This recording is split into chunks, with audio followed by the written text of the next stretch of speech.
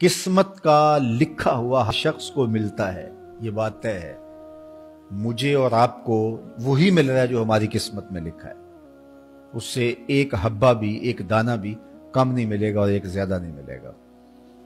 صحیح حدیث ہے، بخاری کی دیگر کتب حدیث میں موجود ہے، جب بچہ شکم مادر میں 120 دن کا ہوتا ہے تو 4 ماہ کا جب بچہ شکم مادر میں ہوتا ہے تو اس کی روح پھونکی جاتی ہے، تو فرشتہ آ کے اس کی عمر بھی لکھ جاتا ہے، اس کا شقی و سعید ہونا بھی لکھ جاتا ہے اور اس کا رزق بھی لکھ جاتا ہے۔ تو رزق جو لکھا گیا وہ ہمیں ملے گا، اور جب جب ملنا ہے تب تب ملے گا۔ جو لکھا گیا ہے وہ بہر صورت ہمیں حاصل ہوگا۔ اب وہ جو ہماری قسمت کا رزق ہے اس کے حصول کا ذریعہ کیا ہے؟ بذریعہ